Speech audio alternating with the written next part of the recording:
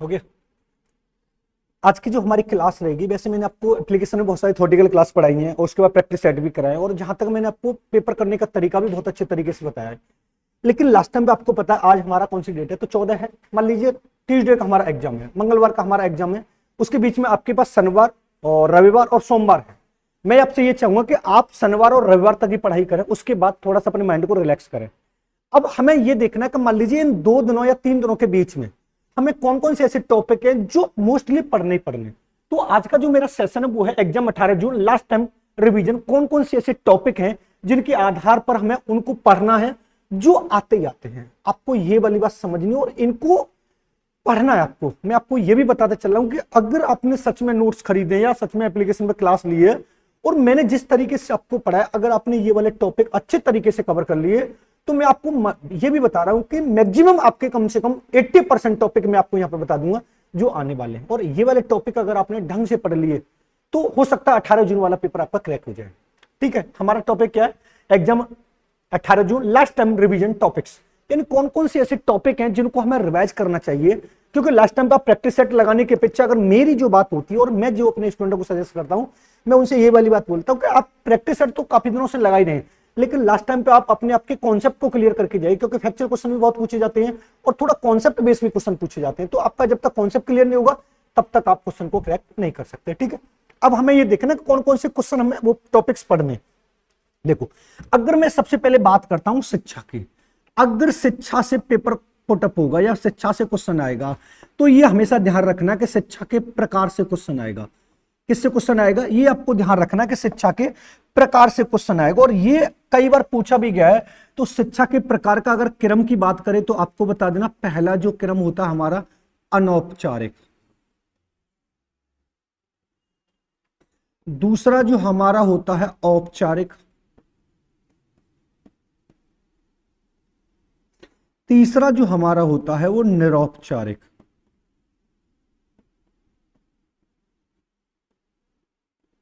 ठीक है, अब इन तीनों के आपको कॉन्सेप्ट याद रख लेने कि औपचारिक शिक्षा किसे कहते हैं, अनौपचारिक शिक्षा कहते हैं, और निरौपचारिक शिक्षा किसे कहते हैं। निरौपचारिक शिक्षा आपसे कई बार पूछी गई है कि निरौपचारिक शिक्षा किसे कहते हैं। तो जब भी निरौपचारिक शिक्षा की बात होगी तो आपको कौन सी शिक्षा बता देनी है, जो हमारी डिस्टेंस एजुकेशन यानी दूरस्थ शिक्षा जो होती है वो कौन किसके अंतर्गत आती है, तो आपको बता देना है निरौपचारिक शिक्षा के अंतर्गत आती है। किसके अंतर्गत आती है, निरौपचारिक शिक्षा के अंतर्गत आती है। यानी पहला क्वेश्चन, अगर फर्स्ट पेपर को आप देखते हैं, फर्स्ट पेपर के साथ ही आपने देखा होगा सबसे पहला जो हमारा है वो शिक्षण अभिक्षमता परीक्षण। हमारी पहली यूनिट कौन सी, शिक्षण अभिक्षमता। सेकंड पेपर एजुकेशन की जब हम बात करते हैं तो उसमें भी हमारा जो पहली यूनिट है वो शिक्षा के दार्शनिक आधार और शैक्षिक दार्शनिक शास्त्र है। तो ये सबसे पहला हमारा जो होगा वो कौन सा टॉपिक आपको पढ़ना है कि शिक्षा के प्रकार आपको सबसे ज्यादा पढ़ने। उसके बाद जब आप दूसरा पढ़ेंगे, उसके बाद जब आपको दूसरा चैप्टर पढ़ना है इसी के साथ में, तो आपको पढ़ना है शिक्षण के स्तर।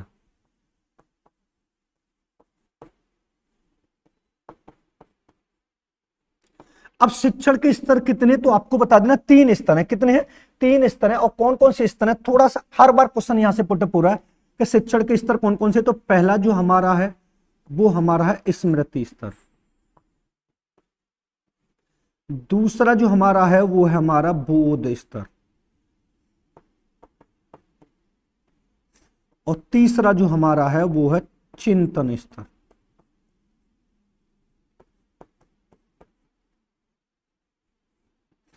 इनके जनक आपको याद कर लेने, और मैंने जितने भी प्रैक्टिस सेट कराए हैं तो उनमें भी क्वेश्चन ये पूछा गया है कि इनके जनक कौन कौन से। तो मैं जनक की बात करूं तो इसके जनक कौन है, तो आपको बता देना हार्वर्ड है। इसके जनक कौन है, तो आपको बता देना मॉरिसन है। और इसके जनक कौन है, तो आपको बता देना हंट है। और एक और चीज मैं आपको बताने की कोशिश करूंगा, जब भी चिंतन स्तर की बात होगी तो ये हमेशा किसकी बात करता है, तो आपको बता देना समस्या समाधान की बात करता है। किसकी बात करता है, समस्या समाधान की बात करता है। ठीक है, अब उसके बाद मैं आपको एक और चीज बताता हूं शिक्षण के स्तर से ही, कि शिक्षा से जब भी एक और क्वेश्चन पुटअप करेगा तो कौन सा क्वेश्चन पुटअप करेगा, तो आपको बता देना है अगर आपको शिक्षण विधि मैंने जितनी भी आपको पढ़ाई है,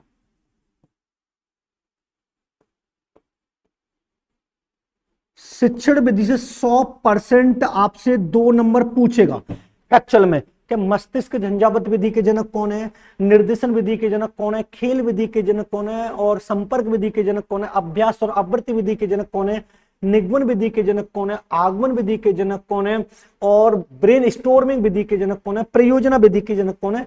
ये सारी की सारी विधियां आपको पढ़ लेनी है। मैंने आपको नोट्स में भी दी है और उसके साथ मैंने एप्लीकेशन पर भी पढ़ाई है और मेरे यूट्यूब पर भी क्लास पड़ी हुई है जहां पर आप देख सकते हैं। ठीक है, अब यहां पर जो सबसे ज्यादा शिक्षण विधि की बात करते हैं तो आपको दो विधि बहुत पढ़ लेनी है। एक होती है हमारी निगमन विधि, एक कौन सी होती है हमारी निगमन विधि, और दूसरी कौन सी होती है हमारी आगमन विधि। दूसरी कौन सी होती है हमारी आगमन विधि। ये वेरी वेरी इंपॉर्टेंट है, ये इनमें से हर बार क्वेश्चन पूछा जा रहा है कि ये वाले क्वेश्चन हमसे यहां से पूछे जाएंगे। ठीक है, तो शिक्षण अभिक्षमता से जब भी हम बात कर रहे हैं तो वहां पर ये बात करनी है, और उसके साथ में आपको एक और चीज और पढ़ लेनी है। इसके साथ ही एक और चीज जो आपसे पूछी जाएगी वो पूछी जाएगी यहां पर शिक्षण सूत्र।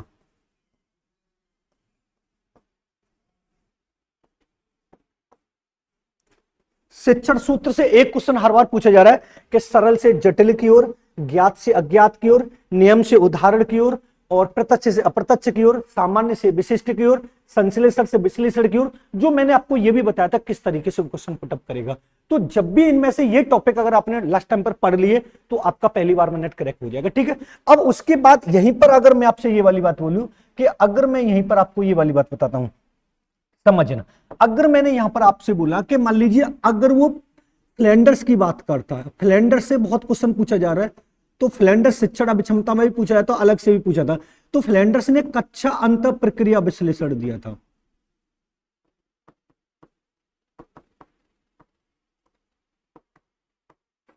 कक्षा अंत प्रक्रिया विश्लेषण जो दिया था फ्लैंडर्स ने, आपको इसको भी ढंग से पढ़ लेना है। जो सबसे ज्यादा इंपॉर्टेंट है ये भी आपको पढ़ लेना है, क्योंकि यहां पर उन्होंने अध्यापक के शाब्दिक व्यवहार पर बल दिया था, जिसमें उन्होंने 3 कथन बताए थे, शिक्षक कथन, छात्र कथन, मौन वाचन, और शिक्षक कथन को 2 भागों में बांटा था, प्रत्यक्ष कथन और अप्रत्यक्ष कथन। तो ये भी बात आपको समझ में आपसे पढ़ लेनी है। ठीक है, पहली यूनिट हमारी यहां पर कंप्लीट होगी और इस वाली यूनिट में से बस आपको इतना ही पढ़ना है।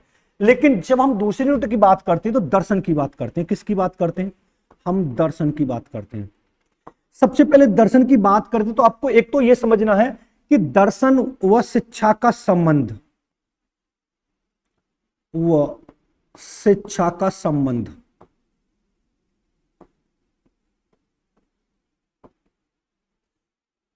यहां से क्वेश्चन हर बार पूछा जाएगा दर्शन और शिक्षा का संबंध क्या है, या दर्शन के कार्य कौन से, शिक्षा के कार्य कौन से।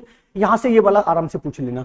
उसके बाद आपसे ये वाली बात पूछेगा कि दर्शन की मीमांसा, मीमांसा से बहुत क्वेश्चन पुटअप हो रहा है। दर्शन की मीमांसा की बात करता हूं मैं, तो पहली जो आपको पढ़नी वो कौन सी पढ़नी है तो बता देना, तत्व मीमांसा। दूसरी आपको देख लेनी है ज्ञान मीमांसा। उसके बाद आपको पढ़ लेनी है मूल्य मीमांसा।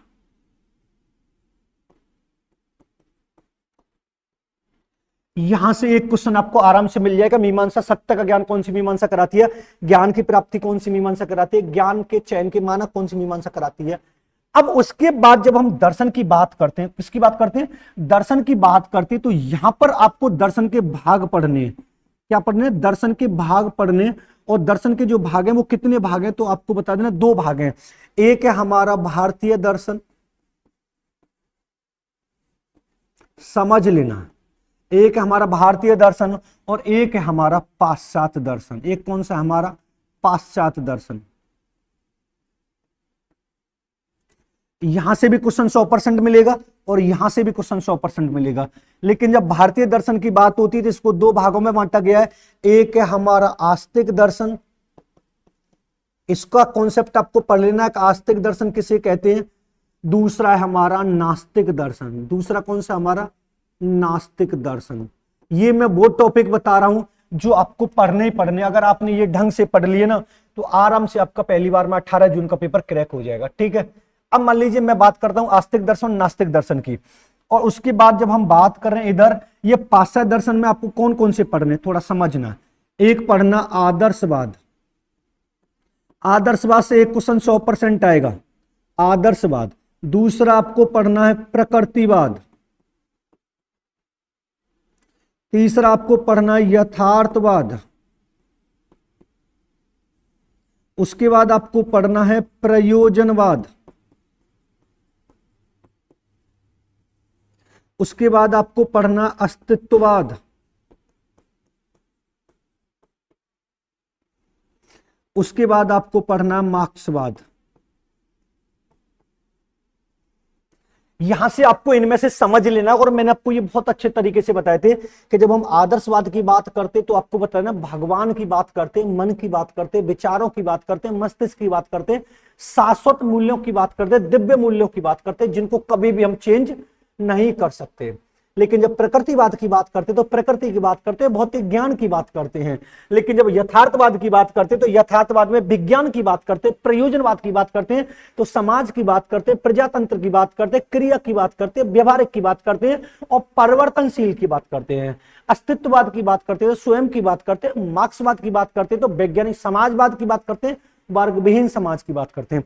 तो ये आपको बहुत अच्छे तरीके से पढ़ लेने।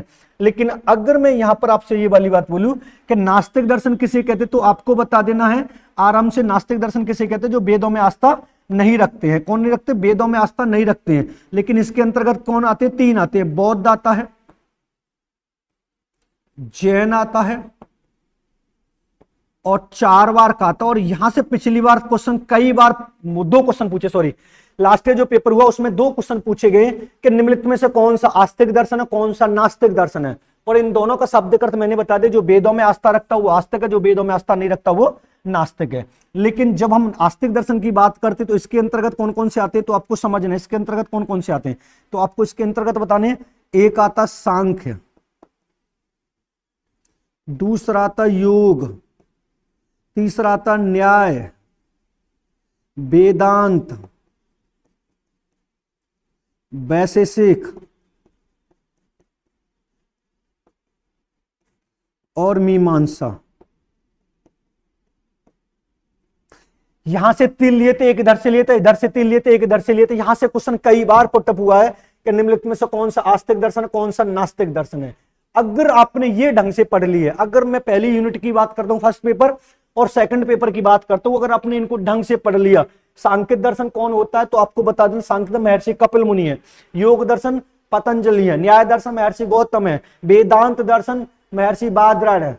और उसके बाद वैशेषिक और पूर्व मीमांसा उत्तर मीमांसा की बात करते हैं। वैशेषिक के दर्शन कौन है? उल्लूक है। तो यहां पर आपको बहुत अच्छे तरीके से समझना, और यहां पर यह भी बताना है कि आस्तिक दर्शन किसे कहते हैं, नास्तिक दर्शन किसे कहते हैं।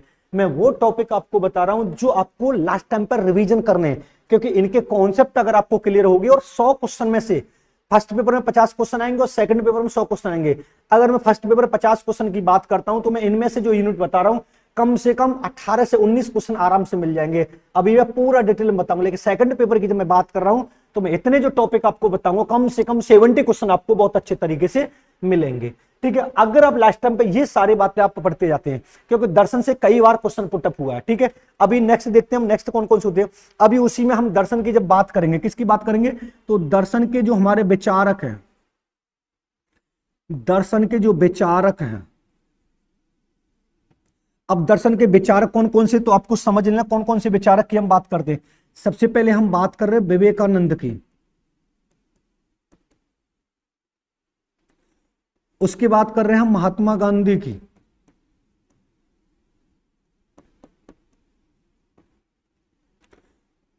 उसके बाद बात कर रहे हैं हम रविंद्रनाथ टैगोर की, उसके बाद हम बात करेंगे अरविंद घोष की,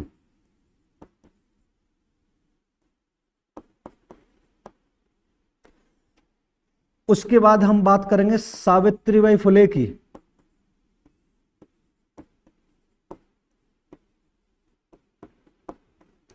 उसके बाद हम बात करेंगे पाउलो फ्रेरे की,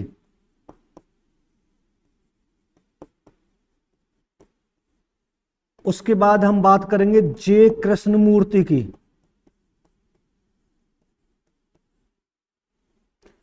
उसके बाद हम बात करेंगे मैरी वोllस्टनक्रफ्ट की,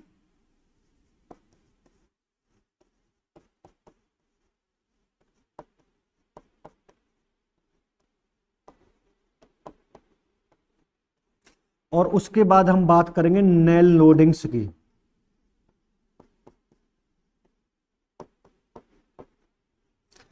ये वाले टॉपिक में से कम मैं आपको ये वाली बात बता रहा हूं, मैंने जो बताया कि इनमें से कम आपको 4 क्वेश्चन मिलेंगे। अब मैं आपको ये वाली बात बता रहा हूं कि पाउलो फ्रेरे और सावित्रीबाई फुले, इनमें से आपको 2 क्वेश्चन मिलने वाले हैं। इन दोनों का एक एक क्वेश्चन 100% आता ही आता है। पिछली बार भी पाउलो फ्रेरे से 2 क्वेश्चन पूछे गए, आलोचनात्मक शिक्षण शास्त्र के जनक कौन है, और एक सावित्रीबाई फुले से आया था कि उन्होंने किस प्रकार के बालकों के लिए प्रयोग किया था। उसके बाद अगर मैं महात्मा गांधी और विवेकानंद की बात करता हूं तो इन दोनों में से एक क्वेश्चन आएगा, ये 100% है। अगर रविन्द्रनाथ टैगोर की बात करता हूं तो एक यहां से आ सकता है, और अगर मैं यहां पर बात करूं जय कृष्णमूर्ति यहां से, तो एक क्वेश्चन यहां से भी आ सकता है। यानी अगर देखा जाए 5 क्वेश्चन बनने, फिर भी मैंने 4 क्वेश्चन आपको बताए, आपको बस समझना है किस तरीके से। और अगर इनमें भी सबसे ज्यादा इंपोर्टेंट की मैं बात करता हूं तो रविन्द्रनाथ टैगोर सबसे ज्यादा इंपोर्टेंट है, एक वाली बात समझ लेना, और पाउलो फ्रेरे भी सबसे ज्यादा इंपोर्टेंट है, क्योंकि रविन्द्रनाथ टैगोर को पूर्ण रूप से क्या माना गया है, तो मैंने आपको पढ़ाया था प्रकृतिवादी माना गया है। कौन माना गया? प्रकृतिवादी माना गया है। और जितने भी मैंने प्रैक्टिस सेट कराए हैं उनमें रविन्द्रनाथ टैगोर, महात्मा गांधी, सबका क्वेश्चन हर प्रैक्टिस सेट में आया। लेकिन अगर मैं आपको यहां पर ये वाली बात बोलूं कि विवेकानंद जो है वो किसको मानते हैं, तो आप हमेशा ध्यान रखना, आपको वेदांत दर्शन को मानने वाले होते हैं। किसको मानने वाले होते हैं? वेदांत दर्शन को मानने वाले होते हैं। और पाउलो फ्रेरे, आपको ये वाली बात पता है कि इन्होंने दमितों का शिक्षण और आलोचनात्मक शिक्षण शास्त्र पर बल दिया था। और इनकी जो विधि है, एक ये भी क्वेश्चन भी पूछा गया है, इन्होंने अपनी विधि की तुलना किससे की है, तो आपको बता देना बैंकिंग से की है। ये वाला भी क्वेश्चन आपसे पूछा गया है। तो ये आपको पढ़ने में आपको बहुत अच्छे तरीके से बता रहा हूं, यहां से क्वेश्चन हर बार पुटअप हो रहा है। अगर हम पहली यूनिट की बात करें, पहली यूनिट में सबसे ज्यादा मैंने जो आपको बताया, एक तो ये पूरा आपको ढंग से पढ़ लेना है, उसके बाद आपको पूर्ण रूप से ढंग से क्या पढ़ लेना है, ये चीज पढ़ लेनी है। लेकिन जब हम सेकंड यूनिट पर चलते हैं, उसके बाद और थोड़ा सा हम डिटेल में चलते हैं, तो आपको क्या पढ़ना है समझना। मान लीजिए अब उसके बाद जब मैं बात करता हूं तो आपको कौन सा ऐसा चैप्टर पढ़ना चाहिए जो आपके लिए फायदेमंद की बात हो, तो हम समाज की बात करेंगे। किसकी बात करेंगे? सामाजिक आधार की बात करेंगे।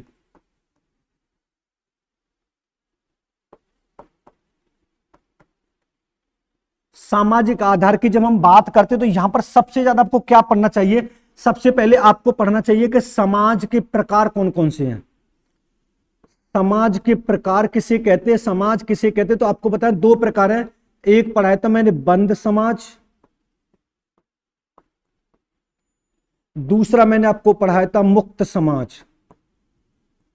इनको ढंग से आपको पढ़ लेना है।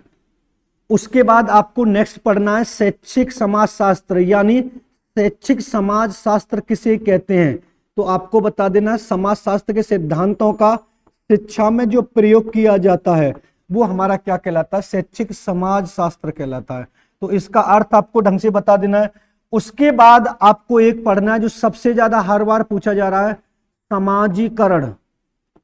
समाजीकरण की जब हम बात करेंगे, समाजीकरण का अर्थ क्या होता है और इसके साधन कौन कौन से हैं, तो आपको साधन भी मैंने पढ़ाए थे कि साधन की बात करें तो 2 प्रकार के होते, एक होता है हमारा प्राथमिक साधन और दूसरा जो हमारा होता है द्वितीय साधन। दूसरा कौन सा होता है हमारा? द्वितीय साधन। इसके साथ में आपको और कौन सा पढ़ना है, तो आपको पढ़ना है सामाजिक स्तरीकरण। यहां से भी क्वेश्चन हर बार पूछा जा रहा है। स्तरीकरण की जब भी बात होगी तो आपको इसका अर्थ पढ़ लेना है। उसके बाद एक आपको पढ़ना है सामाजिक गतिशीलता। सामाजिक गतिशीलता,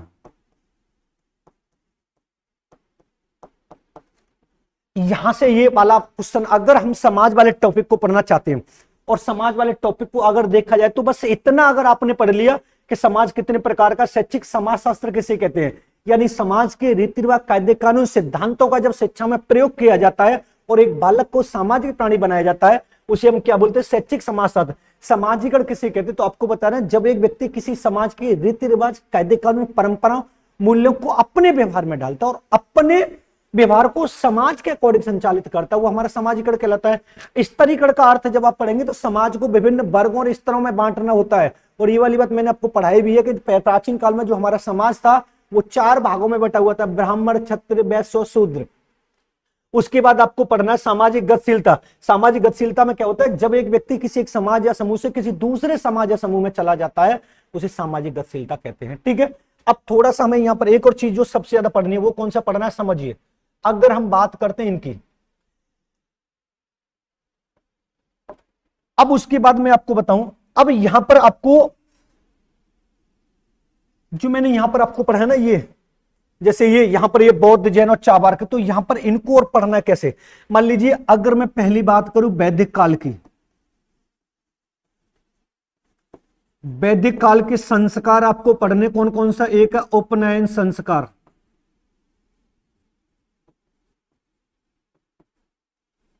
दूसरा क्या है समापवर्तन संस्कार। अगर मैं बौद्ध काल की बात करूं, बौद्ध काल की बात करूं, इसका पहला है पवज्जा संस्कार, हर बार क्वेश्चन पूछे जा रहे हैं यहां से। पहला कौन सा, पवज्जा संस्कार, और दूसरा कौन सा है तो आपको बता देना उपसंपदा संस्कार। अगर मैं जैन दर्शन की बात करूं, किसकी, उसकी मुस्लिम काल की, सॉरी,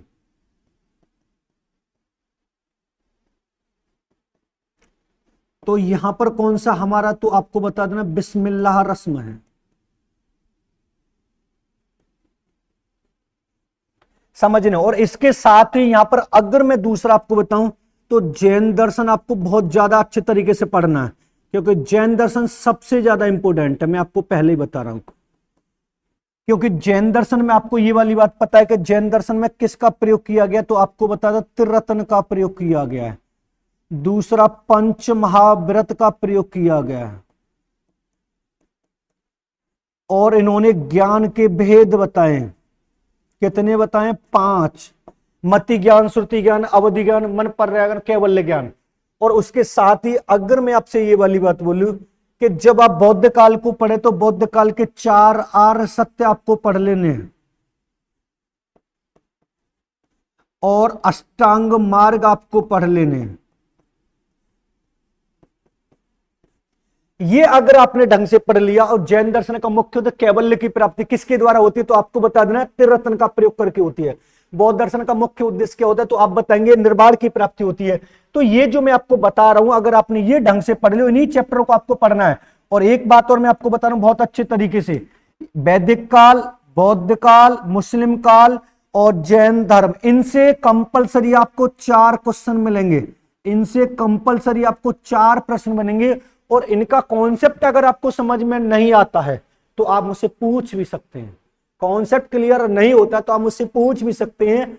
आप एक एक कॉन्सेप्ट को क्लियर करके जाना, क्योंकि पेपर 18 जून का हो सकता है, अभी भी संशय में, लेकिन हम 18 तारीख को मैं आपको बता रहा हूं कि आपको पढ़ना क्या क्या है। लास्ट टाइम पे आपको रिवीजन कौन कौन से टॉपिक के करने चाहिए, अगर आपने लास्ट टाइम पे इन टॉपिकों को रिवीजन कर लिया तो आपका काम ठीक से हो जाएगा। ठीक है, नेक्स्ट चलते हैं। अब उसके बाद हमें पढ़ना अनुसंधान की बात करते हैं। अब जो हमें सबसे ज्यादा जो इंपॉर्टेंट है हमारा रिसर्च मेथोडोलॉजी की बात है। किसकी बात करते हैं, अनुसंधान की बात करते हैं।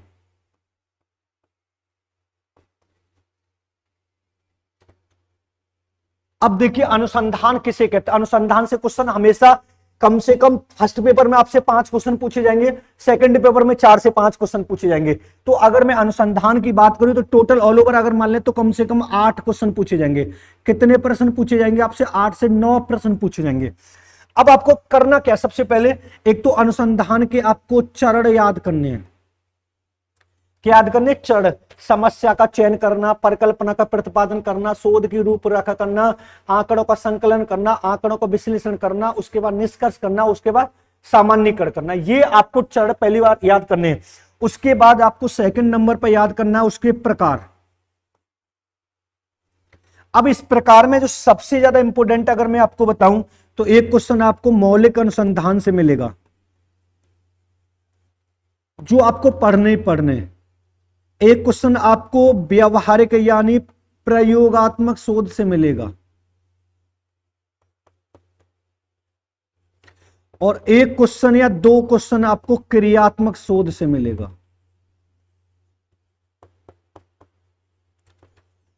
क्रियात्मक शोध जो है आपको कंपलसरी 2 क्वेश्चन दे के जाएगा, और क्रियात्मक शोध के आपको चरण भी याद कर लेने। चरण की मैंने ट्रिक बताई थी, PADR, planning, acting, development, reflecting. PADR, planning, acting, developmenting और रिफ्लेक्टिंग। और इसका अर्थ भी आपको बताया था, अर्थ कई बार पूछा गया है तो आपको अर्थ भी याद कर लेना है। उसके बाद अगर मैं बात करूं, उसके बाद प्रकार की और बात करूं, तो एक क्वेश्चन आपका ऐतिहासिक शोध से आएगा। किससे आएगा? ऐतिहासिक शोध से 100% आएगा। और एक क्वेश्चन की और मैं जब बात करता हूं आप लोगों से, एक आएगा आपको फिनोमिनोलॉजिकल, फिनोमिनोलॉजिकल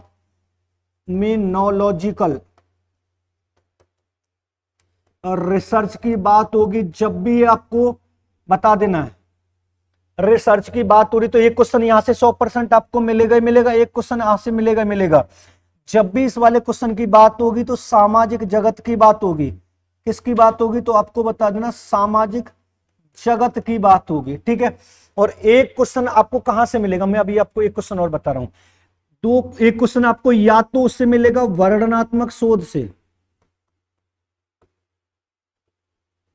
वर्णनात्मक या सर्वेक्षण शोध, इन दोनों में से एक क्वेश्चन आपको मिल सकता है। सर्वेक्षण शोध या वर्णनात्मक शोध, इन दोनों में से आपको एक क्वेश्चन मिल जाएगा। अब समझना क्या है, पहले तो अनुसंधान किसे कहते हैं, अनुसंधान का मुख्य उद्देश्य क्या है। और जब भी अनुसंधान की बात हो तो आपको दो चीज याद रखनी है कि एक तो कार्य कारण शब्द आएगा, कार्य कारण संबंध जो होता है वो किसके द्वारा होता है, तो मैंने आपको बताया था अनुसंधान के द्वारा होता है। किसके द्वारा होता है? तो आपको पता है अनुसंधान के द्वारा होता है। उसके बाद आपको इसके चरण याद कर लेने, फिर उसके प्रकार की जब भी बात करें तो मौलिक शोध, व्यवहारिक शोध और क्रियात्मक शोध से कंपलसरी दो क्वेश्चन पूछेगा। एक क्वेश्चन ऐतिहासिक शोध से आपसे पूछेगा अतीत की घटनाओं का वर्णन करना। एक कोड आपको प्रजाति वृत्तक अनुसंधान, निर्जातीय अनुसंधान, जिसको फिनोमिनोलॉजिकल रिसोर्च भी, सॉरी इसको हम फिनोमिनोलॉजिकल नहीं बोलते, थोड़ा सा आप इसको समझिए, इसको हम गुणात्मक शोध बोलते हैं। क्या बोलते हैं? गुणात्मक। ये थोड़ा सा मिस्टेक हो गया। फिनोमिनोलॉजिकल शोध कौन सा होता है उसको मैं अभी लिख दे रहा हूं, जो सबसे ज्यादा आपसे पूछा जाएगा, एथनोमेथोडोलॉजिकल।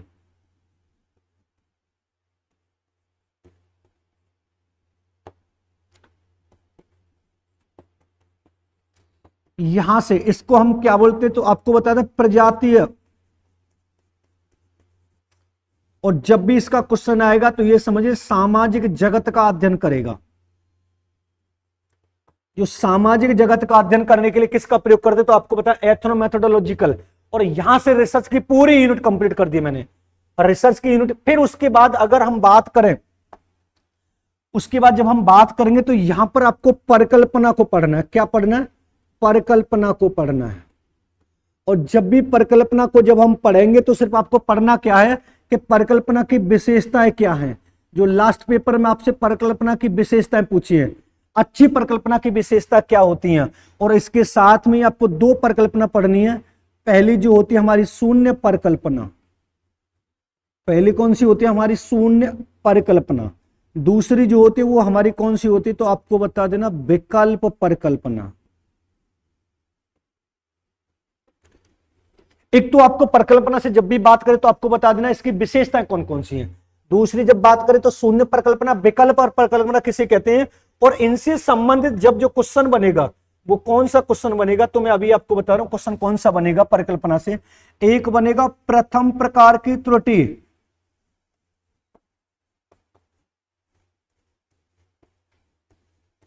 और दूसरा बनेगा द्वितीय प्रकार की त्रुटि।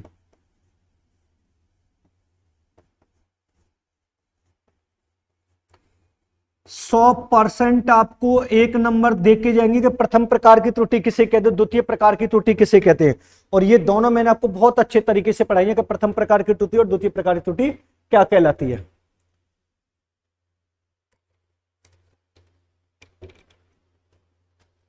समझने। अब इसके साथ रिसर्च मेथोडोलॉजी में और कौन सी यूनिट होती है थोड़ा सा समझिए। अब सबसे ज्यादा जो इंपोर्टेंट और होगी वो सबसे ज्यादा कौन सी होगी, मैं अभी आपको बता रहा हूं। वो होगी हमारी सैंपल की, किसकी होगी? न्यायदर्श की। आपको न्यायदर्श से कंपलसरी 2 से 3 क्वेश्चन मिलेंगे। 3 प्रश्न आपको सैंपल से मिलेंगे, न्यायदर्श से मिलेंगे। बस आपको पढ़ना क्या है कि न्यायदर्श के आपको प्रकार पढ़ने हैं। क्या पढ़ना? इसके प्रकार आपको पढ़ने हैं।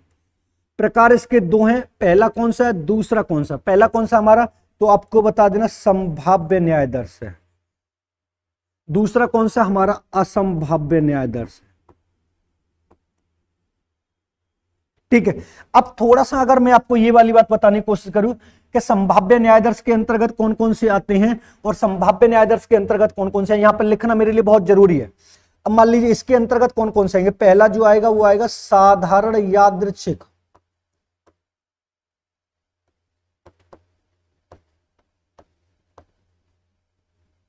दूसरा जो आएगा वो आएगा हमारा क्रमिक न्यायादर्श, तीसरा जो आएगा वो आएगा हमारा क्रमबद्ध या स्तरीकृत न्यायादर्श,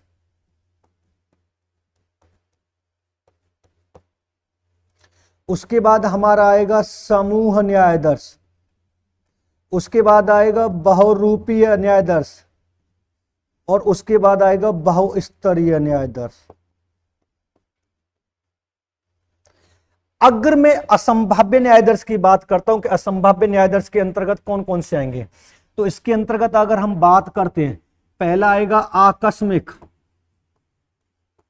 आकस्मिक न्यायादर्श, दूसरा सोद्देश्य न्यायादर्श,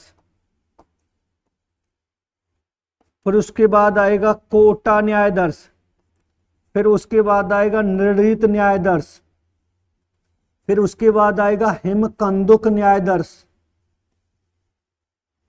फिर उसके बाद आएगा प्रासंगिक न्यायादर्श, फिर उसके बाद आएगा घनीभूत न्यायादर्श और एक और है इसका संतृप्ति न्यायादर्श। अब लास्ट ईयर के अगर हम पेपर की बात करें तो उसने दो क्वेश्चन किस तरीके से पूछे कि 3 इधर से ले लिए, एक इधर से ले लिया, 3 इधर से ले लिए, एक इधर से ले लिया, और अगर इनमें भी सबसे ज्यादा एक क्वेश्चन तो ये पुटअप हो गया और एक क्वेश्चन एक पुटअप यहां से होगा इंपोर्टेंट, आप इसको डाल सकते हैं, एक आप इंपोर्टेंट इसको डाल सकते हैं और एक इंपोर्टेंट आप इसको डाल सकते हैं, यहां से भी क्वेश्चन पुटअप होगा। बस सैंपल की जब भी बात करेगा, सैंपल किसे कहते हैं, तो आपको ये वाली बात बता दी कि न्यायाधीश जो होता है बड़ी जनसंख्या का छोटा प्रतिनिधित्व जो करता है। अब यहां पर समझना है कि सैंपल कितने प्रकार का होता है, तो आपको पता 2 प्रकार का, संभाव्य और असंभाव्य। जिसमें संभावना का स्थान होता है वो कौन सी होती है, ये, जिसमें संभावना का कोई स्थान नहीं होता वो कौन सी होती है, ये वाली होती है। समझ लेना। अब ये समझना इस तरीके से, क्योंकि यहां पर संभावना का स्थान होता है, ये भी आप पूछ सकता है, ये भी पूछा गया है, संभावना का स्थान। अगर आपसे ये वाली बात बोलता है किस न्यायाधीश में संभावना का स्थान होता है, तो आप बता देंगे संभाव्य न्यायाधीश में, और जिसमें संभावना का स्थान नहीं होता है वो कौन सा न्यायाधीश होता है, तो आप बताएंगे असंभाव्य न्यायाधीश। संभावना का स्थान नहीं, मतलब बस आपको यहां पर ये अगर आपने समझ लिया, teacher aptitude sorry research aptitude की बात करते, और एक और चीज और होती है जो आपसे पूछी जाती है, वो होती है हमारा चर। चर किसे कहते हैं, तो यहां पर जो आपको चर पढ़ने, वैसे स्वतंत्र चर होता है, आश्रित चर होता है, मध्यवर्ती चर होता है, लेकिन मैं यहां पर जो चर आपको पढ़ाने की कोशिश करूंगा, बताने करूंगा, एक होता हमारा सतत और निरंतर चर, आपको इनको पढ़ना है, सतत या निरंतर चर, या दूसरा होता असतत या खंडित चर, या खंडित चर। इन दोनों को आपको पढ़ लेना है, इनको आपको ढंग से पढ़ लेना। अगर समझ में ना आए तो आप पूछ सकते हैं कि खंडित या निरंतर चर किसे कहते हैं, ठीक है। तो ये रिसर्च एप्टीट्यूड वाली हमारी पूरी यूनिट हो जाती है। अब उसके बाद आपको कौन सी यूनिट पढ़नी है, तो आपको सबसे ज्यादा पढ़ना मूल्यांकन, मापन और मूल्यांकन।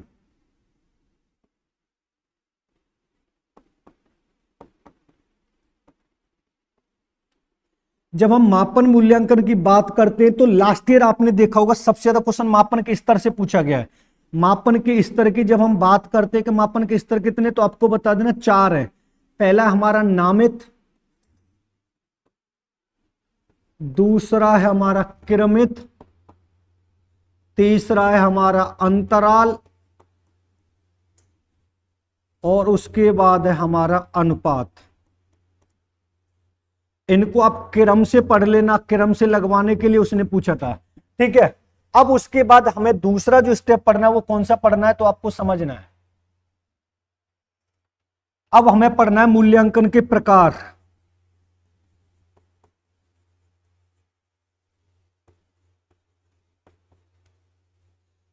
मूल्यांकन के प्रकार की जब हम बात करते हैं तो पहला आपको पढ़ना निर्माणात्मक,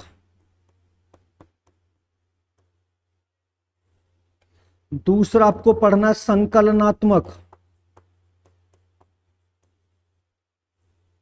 उसके बाद आपको पढ़ना निदानात्मक जो हर बार आता है। उसके बाद आपको पढ़ना उपचारात्मक। उसके बाद आपको पढ़ना विद्यालय आधारित।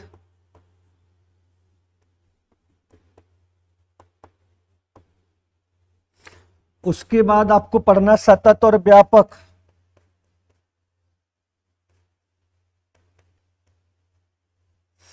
अगर मैं थोड़ा सा और इसमें बताऊं कौन सा और पढ़ना है तो समझिएगा। उसके बाद एक और पढ़ लेना आपको सीखने के लिए आकलन।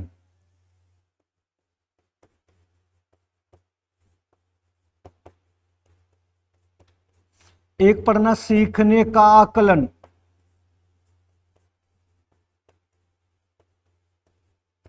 और एक आपको पढ़ना सीखने के रूप में आकलन।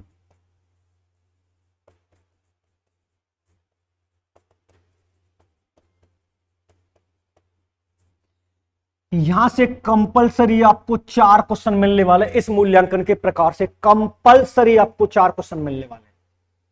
निदानात्मक उपचारात्मक में से एक आता है, आप देख लीजिएगा। इन दोनों में से एक आएगा, इन दोनों में से एक आएगा, इन दोनों में से एक आएगा और इन तीनों में से एक आएगा। 4 क्वेश्चन कंपलसरी आपको मिलने वाले। ये अगर आपने ढंग से पढ़ लिया, मापन मूल्यांकन पूरा हो गया। अब उसके बाद हमें जो नेक्स्ट यूनिट पढ़नी है वो पढ़नी है हमारी परीक्षण की।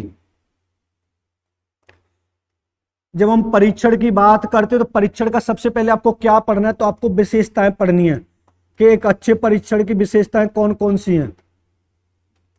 उसके बाद आपको इसके प्रकार पढ़ लेने हैं। इसके प्रकार 2 होते हैं जो आपको पढ़ लेने। एक होता प्राचलिक और एक होता अप्राचलिक।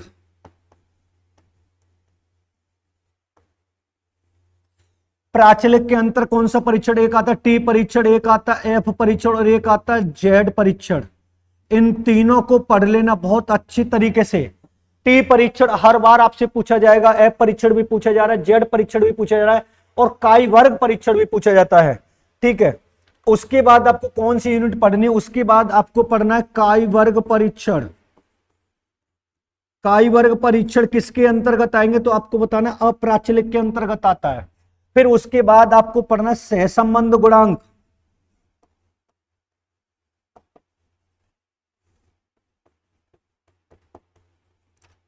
सहसंबंध गुणांक का जब आपको पढ़ना है तो सबसे पहले आपको इसका मान पढ़ना है। इसका मान आपको पता कितना, -1 से लेकर +1 तक होता है।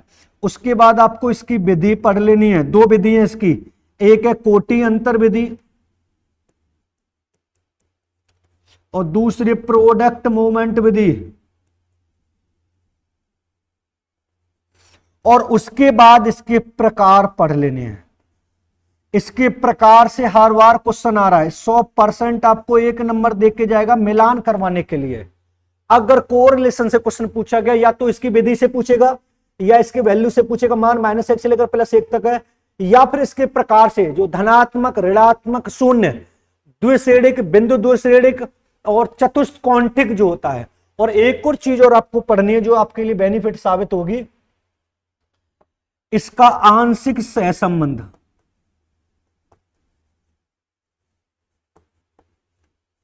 आंशिक सहसंबंध भी आपको पढ़ लेना है। ये वो टॉपिक बता रहा हूं जो आपको 2 से 3 दिन, आपको 2 दिन मिलेगा, शनिवार है, संडे और मंडे, यानी 2 दिन आपको मिलने वाले। और 2 दिन में आपको ये टॉपिक सारे रिवाइज कर देने कि किस तरीके से उसने पूछा, किस तरीके से वो पुटअप कर रहा है क्वेश्चन को। अगर आपने इनको ढंग से इस तरीके से मैंने जो बताया, इन टॉपिकों को भी आप क्लियर करके चलेगी ना, तो नेट आपका आराम से हो जाएगा।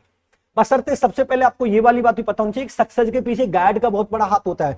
हमें अगर ये वाली बात पता चल जाए कि पेपर किस किस में से ज्यादा पुटअप हो रहा है, तो आप आराम से क्वेश्चन पुटअप कर सकते हैं। लेकिन हम पढ़ कुछ और रहे हैं, पेपर में कुछ और आ रहा है, फिर हम ये कहते हैं कि पेपर हमारा आउट ऑफ सिलेबस आया।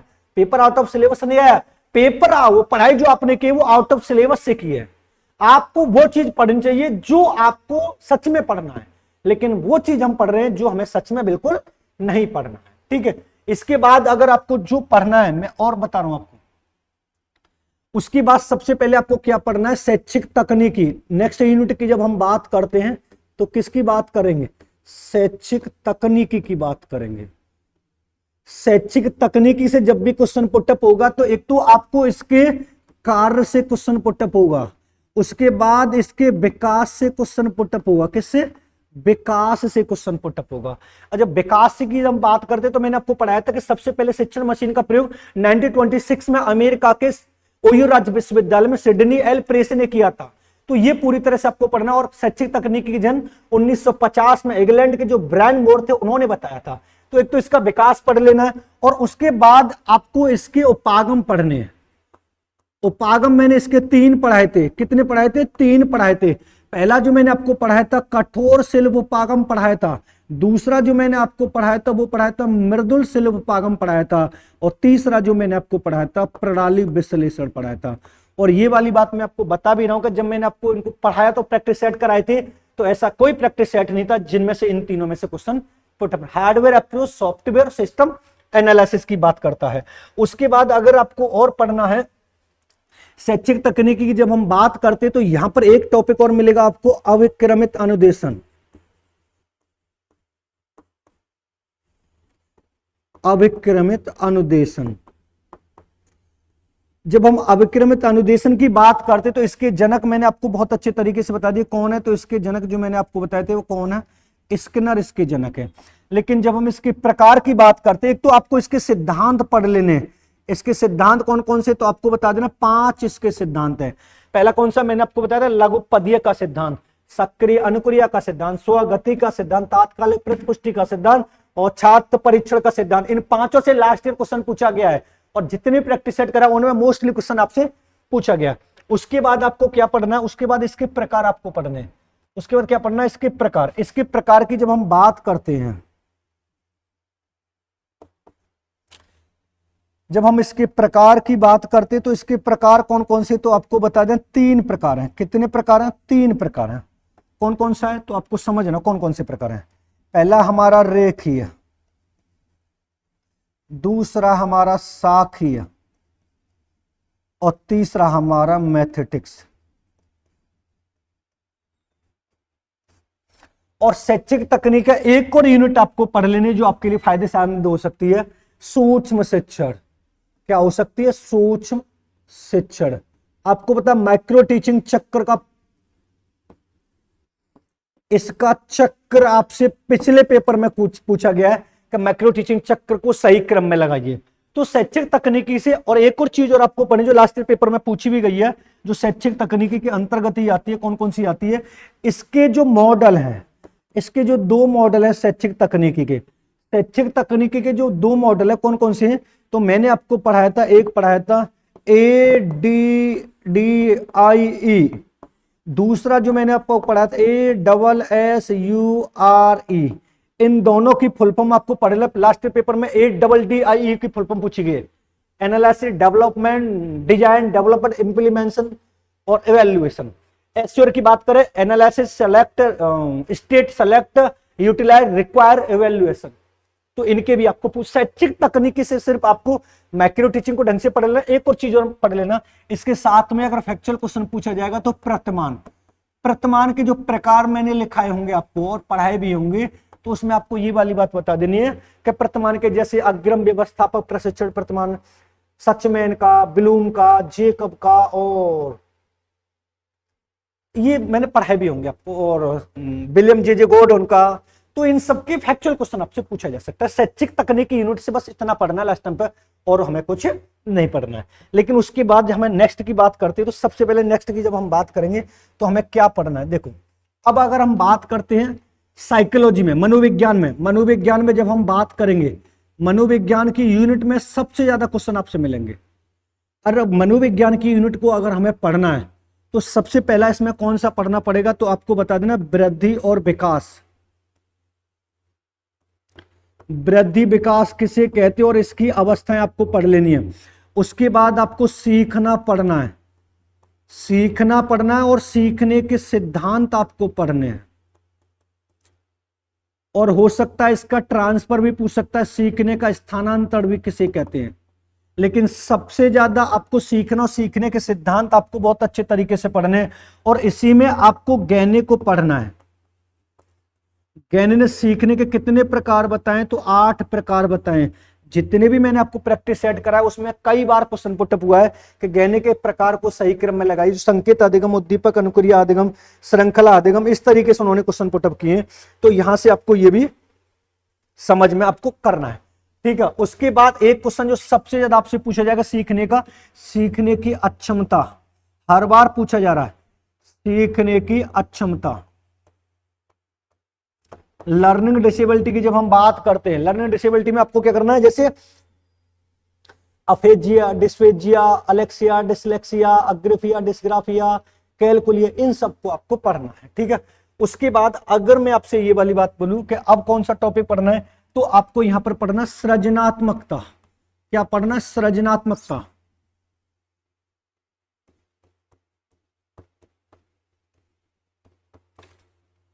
जब हम सृजनात्मकता की बात करते हैं तो आपको इसके चरण पढ़ने जो मैंने पढ़ाए थे, और उसके बाद यहां पर चिंतन पढ़ना। आपको यहां से 100% क्वेश्चन पूछेगा। चिंतन में कौन कौन सा पढ़ना है? एक पढ़ना आपको अपसारी चिंतन, दूसरा आपको पढ़ना अभिसारी चिंतन। दूसरा कौन सा पढ़ना आपको? तो आपको बता देना अभिसारी चिंतन पढ़ना है। उसके साथ ही आपको सृजनात्मकता की विधि पढ़ लेना और इसकी विशेषताएं आप पढ़ लेना,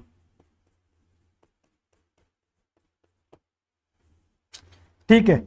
अगर हम उसके बाद चलते हैं तो आपको यहां पर ब्लूम की टैक्सोनॉमी पढ़नी है। ब्लूम्स टैक्सोनॉमी आपको पढ़नी है। ब्लूम्स जो लास्ट ईयर 2 क्वेश्चन पूछे गए, ब्लूम की टैक्सोनॉमी, जिसमें उन्होंने 3 भागों में बांटी थी। कौन कौन सा था? एक हमारा था ज्ञानात्मक, दूसरा था भावात्मक, और तीसरा था हमारा क्रियात्मक। इनको आपको ढंग से पढ़ लें, ब्लूम की टैक्सोनॉमी को। अगर मैं आपको यहां पर एक चीज और बताऊं कि मान लीजिए आप अभिप्रेरणा पढ़ रहे हैं, मोटिवेशन और पढ़ रहे हैं, और मोटिवेशन से क्वेश्चन पुटअप होगा तो अब्राहम मैस्लो का होगा। अब्राहम मैस्लो ने जो सिद्धांत दिया था आवश्यकता की मांग का सिद्धांत, और उसमें कितने पद बताए? तो आपको बताना 5 पद बताए थे। शारीरिक मांग, सुरक्षा की मांग, और सामाजिक मांग, सम्मान की मांग, और आत्मानुभूति, आत्मसिद्धि की बात जो उन्होंने की थी, ठीक है। अब उसके बाद अगर आपको और पढ़ना है यहां पर, तो पर्सनैलिटी की जब हम बात करते हैं तो व्यक्तित्व की जब भी बात करेंगे तो आपको 3 चीजें पढ़नी है। एक तो व्यक्तित्व के प्रकार पढ़ने हैं, दूसरा व्यक्तित्व की विधियां पढ़नी है, और विधियों में जो सबसे ज्यादा आपसे पूछा जा रहा है वो पूछा जा रहा है प्रक्षेपण विधि। प्रक्षेपण विधि में मैंने आपको पढ़ाया था, कौन कौन से पढ़ाए थे प्रक्षेपण विधि की अगर मैं बात करूं तो यहां पर प्रक्षेपण विधि के अंतर्गत कौन कौन से पढ़ने? एक आपको पढ़ लेना IBT, एक आपको पढ़ लेना TAT, एक आपको पढ़ लेना SAT, एक आपको पढ़ना CAT, एक आपको पढ़ना WAT, और एक आपको पढ़ना SCT। अगर आपने ये ढंग से पढ़ लिए तो आपका पर्सनालिटी क्लियर हो जाएगा। उसके बाद अगर आपको नेक्स्ट और चीज एक और पढ़नी है इसमें तो आपको पढ़ना है सिगमंड फ्राइड। क्या पढ़ना? Sigmund Freud. फ्राइड ने कौन सा सिद्धांत दिया? तो आपको पता है मनोविश्लेषणात्मक।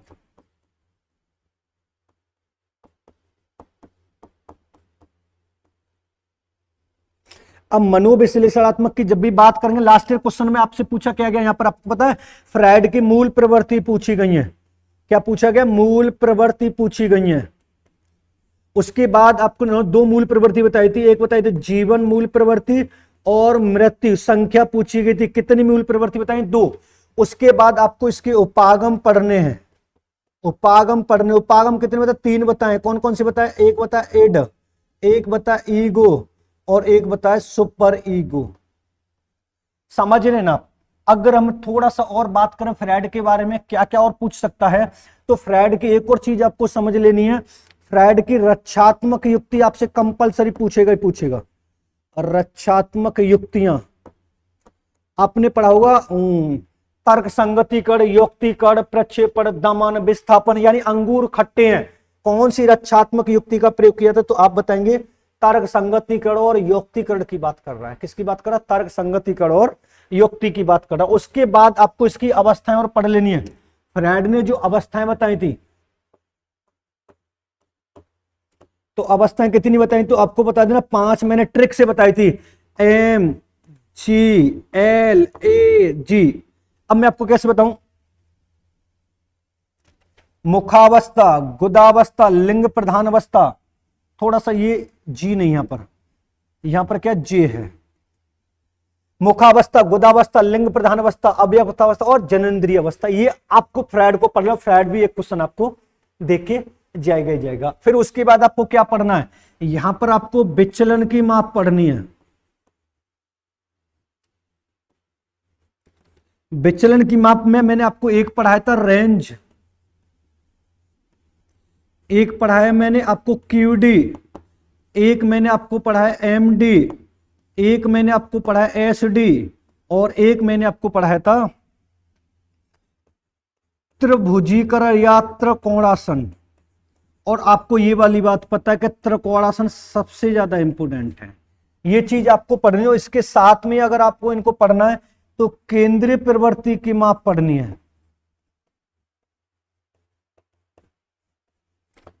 केंद्रीय प्रवृत्ति की माप मैंने आपको कितनी पढ़ाई? 3। एक पढ़ाया मैंने आपको मीन, और एक पढ़ाया मीडियन, और एक पढ़ाया आपको मोड। इनमें से 2 क्वेश्चन, एक उधर से पूछा जा सकता है और एक इधर से पूछा जा सकता है। क्वेश्चन किस तरीके से पुट, पूरा अगर हमारा कॉन्सेप्ट क्लियर होना तो क्वेश्चन एक भी गलत नहीं हो सकता। ये सारे मनोविज्ञान के अंतर्गत चल रहे। उसके बाद अगर हम बात करें बुद्धि की, किसकी बात करें हम? बुद्धि की। सबसे पहले बुद्धि का अर्थ आपको ढंग से पढ़ना है, और उसके बाद बुद्धि के सिद्धांत सारे आपको याद करने हैं। एक कारक का सिद्धांत के जनक कौन है? 2 कारक, त्रिकारक, बहुकारक, समूह कारक और बहुबुद्धि। इसमें जो सबसे ज्यादा आपसे पूछेगा, सबसे ज्यादा जो आपसे पूछेगा, एक तो पूछेगा 2 फैक्टर थ्योरी, जो स्पीयरमैन की है, बहुत पूछी जा रही है। स्पीयरमैन की 2 फैक्टर थ्योरी, जिसमें 2 तत्व उन्होंने बताए थे, एक बताया था जी कारक और एक बताया था एस कारक। उसके बाद आपको बुद्धि की संरचना याद करनी है, जेपी गिलफोर्ड की। और उसके बाद आपको पढ़ना गार्डनर ने कितने प्रकार की बुद्धि बताई थी। तो आपको बता दें 9 प्रकार की बुद्धि बताई थी। कितने प्रकार की बुद्धि बताई थी? 9 प्रकार की। और गार्डनर की जो 9 प्रकार की बुद्धि, उसमें से सबसे ज्यादा जो आपसे मैं बात करता हूं 2 की, एक आपसे पूछेगा इंट्रापर्सनल, और दूसरी जो आपसे पूछेगा वो पूछेगा इंटरपर्सनल। ये आपको साइकोलॉजी की यूनिट वाले में पढ़ लेना, इतना सारा साइकोलॉजी की यूनिट में पढ़ लेना। अब उसके बाद हम नेक्स्ट चलते हैं। अगर मैं आपसे बात करूं सबसे पहले समावेशी शिक्षा की, किसकी बात कर रहे हैं हम? समावेशी शिक्षा की।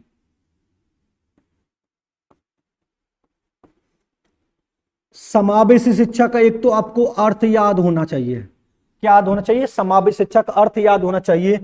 उसके बाद आपको यहां पर क्या पढ़ना है? एक और पढ़ना है आपको, एकीकृत शिक्षा किसे कहते हैं।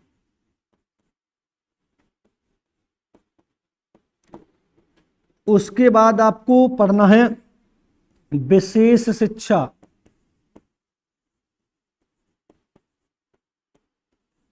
उसके बाद आपको पढ़ना समेकित शिक्षा। इन सब के अर्थ आपको पता होना चाहिए।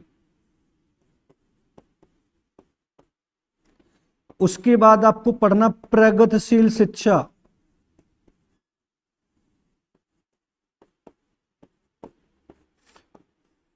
ये आपको ढंग से पढ़ने हैं, ठीक है। अगर मैं दूसरी बात यहां पर ये वाली बात करूं, समावेश शिक्षा के अंतर्गत आपको और क्या क्या पढ़ना है, तो UNCPRD पढ़ना है। उसके बाद आपको पढ़ना ICIDH पढ़ना है। उसके बाद आपको ICF पढ़ना है। और ये तीनों किससे संबंधित है? तो आपको बता देना विकलांगता से संबंधित है। किससे संबंधित है? तो आपको बता दें विकलांगता से संबंधित है। ये कई बार पूछा जाएगा। उसके बाद आपको पढ़ना है, उसके बाद आपको पढ़ना RPWD। कितने प्रकार की विकलांगता बताइए? तो आपको बता देना 21 प्रकार की। और ये कब आया था? तो आपको बता देना 27 दिसंबर 2016 को। कितने प्रकार की विकलांगता बताई गई? 21 प्रकार की। और ये संबंधित किससे है? समावेश शिक्षा से संबंधित, वो विकलांगता से संबंधित है। अगर ये आपने ढंग से पढ़ लिया कि समावेश शिक्षा में ये यूएनसीपीआरडी, आईसीआईडीएच और आईसीएफ, इनकी फुल फॉर्म भी पूछी जा सकती है। आईसीएफ की फुल फॉर्म की बात करें, international classification of functioning disability handicap. ICA की मतलब international classification implementation disability handicap, United Nation convention person right the with disability, UNCPRD. ये आपको ढंग से पढ़ लेनी है, ठीक है। समावेश शिक्षा हमारी 10वीं यूनिट है, जो फर्स्ट पेपर में भी आती है और सेकंड पेपर में भी आती है। समावेश शिक्षा किसे कहते हैं? तो आपको बता देना कि बालक किसी भी जाति का हो, धर्म का हो, लिंग का हो, समुदाय का हो, हमें किसी बच्चे को बाहर नहीं निकालना है। ये वाली बात आपको समझे, ठीक है। समावेश शिक्षा से बस इतना पढ़ना है। उसके बाद जब हम बात करेंगे तो संप्रेषण की बात करेंगे। किसकी बात करेंगे? संप्रेषण की बात करेंगे। तो संप्रेषण का एक तो आपको अर्थ याद करना है, उसके बाद आपको इसकी विशेषता पढ़ लेनी कि संप्रेषण की विशेषताएं कौन कौन सी हैं। उसके बाद इसकी प्रक्रिया आपको पढ़ लेनी है, और सबसे ज्यादा जो इंपोर्टेंट है वो हमारा क्या है? तो आपको बता देना इसके प्रकार है। प्रकार जो मैंने आपको पढ़ाया था, मेटा संप्रेषण, काइनेसिक संप्रेषण, चायनोमिक संप्रेषण, लिंग्विस्टिक संप्रेषण, ऑब्जेक्टिव संप्रेषण, ऑप्टिक संप्रेषण, गुस्ट्रिक संप्रेषण, प्रोसेमिक्स संप्रेषण, ये सारे के सारे आपको प्रकार पढ़ने हैं सबसे ज्यादा। और एक और जो लास्ट ईयर क्वेश्चन पूछा गया संप्रेषण की, कि संप्रेषण में आने वाली बाधाएं कौन कौन सी हैं। सबसे ज्यादा इंपोर्टेंट आपको एक तो ये और एक इसकी प्रक्रिया, ये दो तो सबसे ज्यादा इंपोर्टेंट है कि इसके प्रकार कौन कौन से और इसकी प्रक्रिया कौन कौन सी है। इसके प्रकार कौन कौन से और इसकी प्रक्रिया कौन कौन सी, इसकी बात आपको ढंग से कर लेनी है। और संप्रेषण की यूनिट आपको फर्स्ट पेपर में 5 नंबर देखी जाएगी, सेकंड पेपर में अगर मैं आपको बोलूं कि संप्रेषण का शाब्दिक अर्थ क्या होता है, तो आप बता देना विचारों का आदान प्रदान होता है। संप्रेषण के द्वारा सब कुछ किया जा सकता है। हम एक दूसरे से कितने प्रकार का मुख्य रूप से हो सकता है? 2 प्रकार का, शाब्दिक और अशाब्दिक। इसके साथ ही आपको और क्या पढ़ना है? इसके साथ में आपको ये वाली बात बताऊं, संप्रेषण के साथ आपको उसके बाद आपको पढ़ना है लैंगिक असमानता।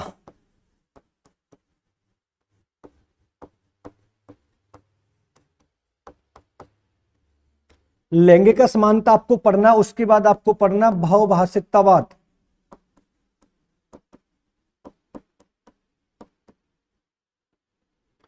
ये 100% आपको 2 नंबर देख के जाएंगे, दोनों 1 नंबर ये देख के जाएगा और 1 नंबर ये देख के जाएगा। क्लियर बात है। अब उसके बाद जो हमारा सबसे ज्यादा इंपॉर्टेंट पार्ट रहेगा वो कौन सा? हमारा कमीशन है। उसमें सबसे ज्यादा हमारा पार्ट जो रहेगा वो कौन सा रहेगा? हमारा आयोग रहेगा। हमें आयोग पढ़ लेना है। आयोग से पिछली बार कई क्वेश्चन पूछे गए। आयोग की जब बात करते तो आपको 2 भागों में मैंने बताया था, स्वतंत्रता से पूर्व और दूसरा मैंने आपको बताया था स्वतंत्रता के बाद। अगर मैं स्वतंत्रता के पूर्व की बात करता हूं कि स्वतंत्रता से पूर्व कौन कौन से, तो आपको बता देना 1835 से लेकर 1947 तक, और स्वतंत्रता के बाद 1948 से लेकर 2020 तक। 3 क्वेश्चन तो आपको इनको क्रम में लगवाने के लिए पूछा गया था कि निम्न के सही क्रम की याद कीजिए, तो ये आपको बहुत अच्छे तरीके से पढ़ने के स्वतंत्रता से पूर्व। अगर मैं आयोग की और थोड़ा डिटेल में बात करूंगा, इसको सबसे ज्यादा कौन कौन से पूछे जाएंगे, तो एक आपको 1835 वाला पढ़ लेना है, एक आपको 1854 वाला पढ़ लेना है, एक आपको 1927 वाला पढ़ लेना है, एक आपको 1937 वाला पढ़ लेना है, एक आपको 1964 और 66 वाला पढ़ लेना है, एक आपको 1986 वाला पढ़ लेना है, और एक आपको 2020 वाला पढ़ लेना है। 1835 मैकाले का बेउड पत्र आया था, 1854 बोर्ड का घोषणा पत्र आया था, उसके बाद 1927 हटांग समिति आई थी, उसके बाद 37 वर्धा योजना आई थी। वर्धा योजना से लास्ट ईयर क्वेश्चन की जब मैं बात करूं आपसे, अगर लास्ट ईयर क्वेश्चन की बात करूं तो वर्धा योजना से 3 क्वेश्चन अकेले पूछे गए थे, 3R 4S व्यवसायिक शिक्षा, हस्तशिल्प शिक्षा, और 1964 और 66 कोठारी आयोग की बात करें, और NEP 1986 जो राजीव गांधी की बात करती है, जिसमें उन्होंने, अगर मैं NEP 1986 की बात करूं तो एक इन्होंने ऑपरेशन ब्लैक बोर्ड की स्थापना की थी, एक इन्होंने डाइट की स्थापना की थी और एक इन्होंने नवोदय विद्यालय संगठन की स्थापना की थी। इन तीनों में से आपको एक क्वेश्चन मिल जाएगा, क्योंकि आयोग सबसे ज्यादा इंपॉर्टेंट क्वेश्चन है। और इसी के साथ में आपको क्या पढ़ना, संस्थाएं पढ़नी है। इसी के साथ में आपको क्या पढ़नी है, संस्थाएं पढ़नी है। अगर संस्थाओं में आपने कौन कौन सी संस्था आपको पढ़नी है, अगर ये आपको नहीं पता तो मैं बता रहा हूं आपको कौन कौन सी संस्थाएं जो सबसे ज्यादा इंपॉर्टेंट हो सकती हैं। मान लीजिए अगर संस्थाओं की मैं बात करता हूं तो एक आपको पढ़ लेनी है एनसीटीई, एक आपको पढ़ लेनी है एनसीईआरटी, एक आपको पढ़ लेनी है इग्नू, एक आपको पढ़ लेनी है यूजीसी और एक आपको पढ़ लेनी है एनएएसी। इनकी स्थापना भी आपको अगर याद ना, मैं लिख दे रहा हूं क्योंकि पूछी जाती है। इसकी स्थापना 1973 में हुई थी, 1973, इसकी 1961, इसकी 1985, इसकी 1953 और इसकी 1994। क्योंकि यहां से क्वेश्चन भी पुटअप होगा। लास्ट ईयर अगर आयोग की बात करें तो फर्स्ट पेपर में 5 क्वेश्चन आए थे और लास्ट सेकंड पेपर में कम से कम 6 से 7 क्वेश्चन पूछे गए थे। तो आयोग कम से कम 10 से 11 क्वेश्चन लेके आता ही आता है। मैं जो आज आपको पढ़ा रहा हूं लास्ट टाइम पर कौन कौन से टॉपिक रिवीजन करने हैं ये मैंने आपको बताया है, ठीक है। थोड़ा सा मैं आपको शुरू से और बता दे रहा हूं कि मैंने कौन कौन से आपको सबसे पहले कौन कौन से क्या क्या आपको याद करने। हमारा जो सेशन है वो कौन सा करता है, एग्जाम 18 जून का लास्ट टाइम पे रिवीजन जो करना है, तो हमें कौन कौन से ऐसे टॉपिक पढ़ने चाहिए जो आपको लास्ट टाइम पे रिवीजन के लिए टाइम होंगे। सबसे पहले मैंने आपको शिक्षा के प्रकार बताए थे, शिक्षण के स्तर बताए थे, शिक्षण विधि बताए थे, शिक्षण सूत्र बताए थे। फ्लैंडर्स हमेशा पूछा जाएगा, दर्शन शिक्षा का पाठ्यक्रम और मीमांसा आपको ढंग से याद कर लेनी है। उसके बाद मैंने आपको पढ़ाया था कि भारतीय दर्शन किसे कहते हैं और पाश्चात्य दर्शन किसे कहते हैं। इन सब के कॉन्सेप्ट आपको पता होना चाहिए। आदर्शवाद, प्रकृतिवाद, यथार्थवाद, प्रयोजनवाद, अस्तित्ववाद, मार्क्सवाद। उसके बाद सांख्य, योग, न्याय, वेदांत, वैशेषिक, मीमांसा, बौद्ध, जैन और चावार। उसके बाद दार्शनिक विचार में महात्मा गांधी, विवेकानंद, टैगोर, अरविंद घोष, सावित्री फुले, पाउलो फ्रेरे, जे कृष्णमूर्ति, मैरी वोllstonecraft और नेल नोडिंग्स, ये फिर बताए थे। फिर उसके बाद मैंने आपको बताया सामाजिक आधार में, सामाजिक यूनिट में आप पढ़ोगे तो क्या क्या पढ़ना है। जैन दर्शन आपको कंपलसरी पढ़ना, वैदिक काल, बौद्ध काल और मुस्लिम काल के आपको संस्कार पढ़ने। बौद्ध काल में कौन सा संस्कार होता था, वैदिक काल में कौन सा संस्कार होता था, मुस्लिम काल में कौन सा संस्कार हो सकता था। तो यहां से क्वेश्चन किस तरीके से पुटअप होगा, अगर इनका कॉन्सेप्ट आपको क्लियर है ना तो क्वेश्चन बिल्कुल गलत नहीं होगा। उसके बाद मैंने आपको पढ़ाया था अनुसंधान वाली, जिसमें मैंने आपको अनुसंधान के कम से कम 8 प्रश्न आएंगे। फर्स्ट पेपर में भी आते हैं 5 क्वेश्चन, सेकंड पेपर में 4 से 5 क्वेश्चन आएंगे। अनुसंधान के प्रकार आपको पढ़ने, मौलिक, व्यवहारिक, क्रियात्मक, इन तीनों में से आपको एक एक क्वेश्चन। क्रियात्मक अनुसंधान हमेशा 2 क्वेश्चन लेके आता है। ऐतिहासिक शोध एक लेके आएगा, गुणात्मक शोध एक लेके आएगा और उसके बाद वर्णनात्मक और सर्वेक्षण में से एक आएगा, एथनो मेथोडोलॉजिकल में से एक आएगा। उसके बाद आपको चर पढ़ाए थे, चर में आपको सिर्फ 2 चीजें याद करनी है, सतत चर किसे कहते हैं और खंडित चर किसे कहते हैं। उसमें सबसे ज्यादा जो इंपोर्टेंट परिकल्पना पढ़ाई थी, शून्य परिकल्पना और विकल्प परिकल्पना, और इसमें भी आपको प्रथम प्रकार की त्रुटि और द्वितीय प्रकार की त्रुटि भी ढंग से पढ़ लेनी है। फिर उसके बाद सैंपल आपको पढ़नी है। सैंपल में सिर्फ आपको इतना पढ़ना है कितने प्रकार की होती है, संभाव्य और असंभाव्य। संभाव्य के अंतर्गत कौन सी आती है और असंभाव्य के अंतर्गत कौन कौन सी आती है। 3 इधर से लेगा, 1 इधर से लेगा, 1 इधर से लेगा, 3 इधर से लेगा, इस तरीके से क्वेश्चन पुटअप करेगा। उसके बाद शैक्षिक तक मापन मूल्यांकन की बात करते हो, मापन के स्तर याद कर लेना क्रम से और मूल्यांकन के प्रकार याद कर लेना। फिर उसके बाद परीक्षण की बात करते हैं तो प्राचलिक और अप्राचलिक परीक्षण की बात करते हैं, और उसमें भी सबसे ज्यादा आपको क्या क्या पढ़ना है। टी परीक्षण को आपको ढंग से पढ़ लेना है और एक एफ परीक्षण को आपको ढंग से पढ़ लेना है। एफ परीक्षण को आपको पता है अनोवा भी बोलते हैं, क्या बोलते हैं, अनोवा भी बोलते हैं, और यहां पर क्वेश्चन पूछा भी है। उसके बाद काइवर्ग परीक्षण को आप पढ़ लेना, संबंध गुणांक, इसका मान, इसकी वैल्यू और इसके प्रकार। इसके प्रकार में बिंदु, द्विसेडिक सहसंबंध, द्विसेडिक सहसंबंध, चतुष्कोणिक सहसंबंध और आंशिक सहसंबंध। जितने प्रैक्टिस सेट मैंने आपको पढ़ाया वो आपको ढंग से देख लेने, जो देखा।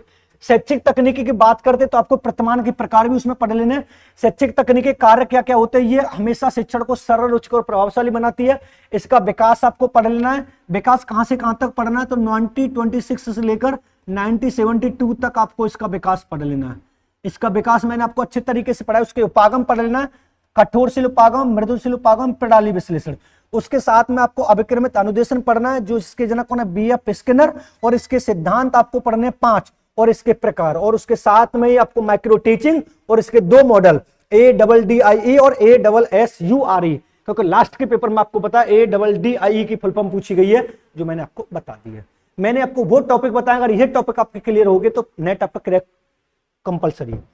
उसके बाद फिर मैंने आपको मनोविज्ञान, सबसे ज्यादा क्वेश्चन जो आते हैं मनोविज्ञान के यूनिट्स आते हैं। वृद्धि और विकास को ढंग से पढ़ लेना, सीखना को पढ़ लेना, सिद्धांत में थॉर्नडाइक, स्किनर, पावलोव और जीन पियाजे इनको बात कर लेना, गहने को ढंग से पढ़ लेना, सीखने की क्षमता ढंग से पढ़ लेना। फिर उसका क्रिएटिविटी को पढ़ लेना जिसमें आपको अपसारी और अभिसारी चिंतन पढ़ना है। ब्लूम की टैक्सोनॉमी को आपको ढंग से पढ़ना है। मोटिवेशन में अगर आपको पढ़ना है तो किसको पढ़ना है, सिर्फ अब्राहम मैस्लो, जिसमें उन्होंने मांग की सिद्धांत के 5 तत्व बताए थे। कितने बताए थे? 5 तत्व बताए थे। फिर वो पर्सनैलिटी में आपको उसकी विधियां पढ़नी है जो आपको मैंने ये पढ़ाई थी। फिर उसके बाद फ्रायड में आपको पिछले लास्ट क्वेश्चन में ये पूछा गया है, फ्रायड ने कितनी मूल प्रवृत्ति बताई थी, तो आपको बताना 2 मूल प्रवृत्ति बताई थी, जीवन मूल प्रवृत्ति और मृत्यु मूल प्रवृत्ति की बात करता है। इसकी अवस्थाओं की बात कर लेना। बुद्धि की जब भी बात करें तो स्पीयरमैन, बुद्धि की संरचना, हार्वर्ड गार्डनर को आपको ढंग से पढ़ लेना है। बाकी सिद्धांत तो आपको पूरे याद होने चाहिए। बुद्धि के फॉर्मूले से भी क्वेश्चन पुटअप हुआ है। इसके सूत्र भी आपको पढ़ लेना। सूत्र कौन कौन से 3 सूत्र लिखाए थे मैंने? एक लिखाया था आपको IQ का, एक जो लिखाया था वो लिखाया था AQ का, एक जो लिखाया था वो लिखाया था AQ का। उसके बाद समावेश शिक्षा में आपको ये वाला पढ़ लेना है, ICF पढ़ लेना है, RPWD पढ़ लेना है। आयोग आपको कंपलसरी पढ़ना है, स्वतंत्रता से पूर्व, स्वतंत्रता के बाद के जो पिछले लास्ट पेपर में क्रम से लगवाने के लिए आए थे। संप्रेषण को आपको प्रकार को ढंग से पढ़ना है। लैंगिक असमानता के मुद्दे, बहुभाषिकतावाद को आपको समझ पढ़ना है। और यहां पर ये मैंने आपको संस्थाएं पढ़ाई थी। ठीक है, अगर मैं थोड़ा सा और आपको बताने की कोशिश करूं तो आपको क्या क्या पढ़ना है। एक आपको जीन पियाजे पढ़ लेना है। क्या पढ़ लेना? जीन पियाजे की जब हम बात करते हैं, जीन पियाजे की अवस्थाएं आप पढ़ लेना। उसके बाद मैं आपको पढ़ा रहा हूं नैतिक विकास, यानी कोहल वर्ग आप पढ़ लेना।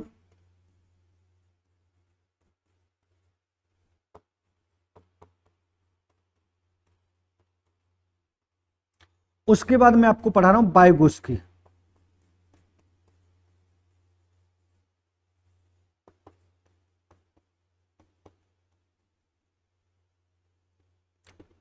इन्होंने क्या बताया था तो आपको बता देना सामाजिक विकास की बात। और लास्ट ईयर भी वाइगोत्स्की से क्वेश्चन पूछा गया, उनसे भी पूछा गया। वाइगोत्स्की की जब भी हम बात करेंगे तो एक तो आपको स्कैप फोल्डिंग पढ़ लेनी है, उसके बाद आपको ZPD पढ़ लेनी है और MKU पढ़ लेनी। ठीक है, ये चीज होगी। उसके बाद अगर मैं आपको ये वाली बात बताऊं, एक आपको पढ़ लेना सहकालिक अधिगम,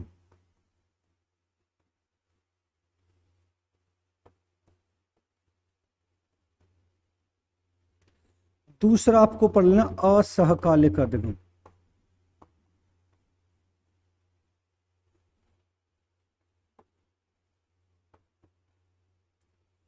उसके बाद आपको पढ़ लेना है मिश्रित अधिगम।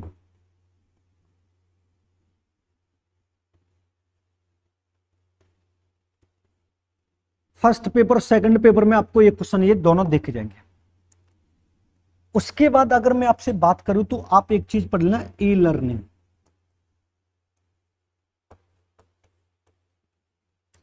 और यहां पर शिक्षण सामग्री भी आप पढ़ सकते हैं, एक क्वेश्चन पूछा जा सकता है।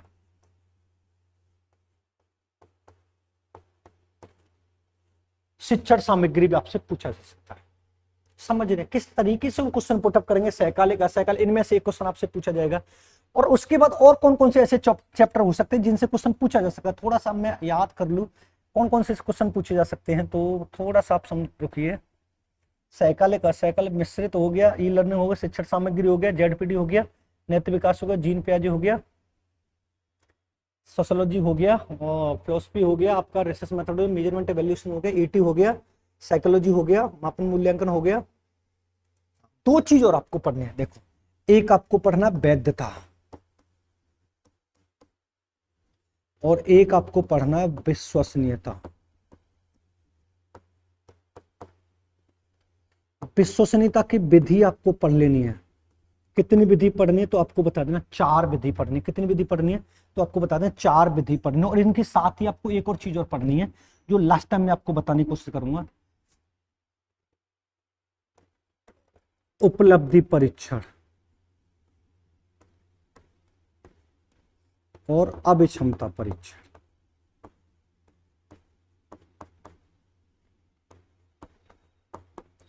इन दोनों में से आपको एक चीज, ये है हमारा पूरा लास्ट टाइम का प्लान। ये हमारा कौन सा लास्ट टाइम पे हमें ये वाले टॉपिक अगर आपने ढंग से पढ़ लिए तो कम से कम 60 से 70 क्वेश्चन लास्ट टाइम पर रिवीजन है। और कोई भी क्वेरी आपको हो तो आपको मेरा आपके पास नंबर है, अगर कोई भी क्वेरी और आपको आती है तो आप इस वाले नंबर पर कॉन्टेक्ट कर सकते हैं 7217377533। आप इस वाले नंबर पर कॉन्टेक्ट कर सकते हैं, कोई भी क्वेरी आपको मिलती है पूछ सकते हैं। ये मैंने आपको लास्ट टाइम पर कौन कौन से टाइम पे कौन कौन से रिवीजन आपको टॉपिक से करने चाहिए वो मैंने आपको बता दिया। अगर ये वाले टॉपिक आपने तैयार कर लिए तो पहली बार में आपका नेट कटेगा। ये सारे टॉपिक आपको पढ़ने कहते हैं कि नेट में पता नहीं चलता कि सर क्वेश्चन कहां से आ रहा है। अगर ये वाले टॉपिक जो मैंने आपको बताया, अगर ये वाले टॉपिक आपके कंप्लीट हो गए तो नेट आपका क्लियर हो जाए। मिलते नेक्स्ट वीडियो में, धन्यवाद। यस भैया, और भी कोई भी क्वेरी हो आपके पास हो तो आप बता सकते हैं कि सर ये वाला टॉपिक आपकी समझ में नहीं आ रहा हमारी, और वैसे आपके पास मेरा नंबर है ही है। क्योंकि लास्ट टाइम पे आपको ये भी बताना बहुत जरूरी है, आपके पास नोट्स भी है, क्लास भी है, बस समझ में ये आ जाए ना कि पढ़ना किस तरीके से, कौन कौन से चैप्टर से क्वेश्चन पुटअप हो रहा है। अगर ये हमने ढंग से पढ़ लिया तो हमारा पेपर क्रैक हो जाए। ठीक है, और भी कोई क्वेरी हो तो आप बता सकते हैं। जहां तक मुझे उम्मीद है कि आप लोगों को समझ में आ गया। ठीक।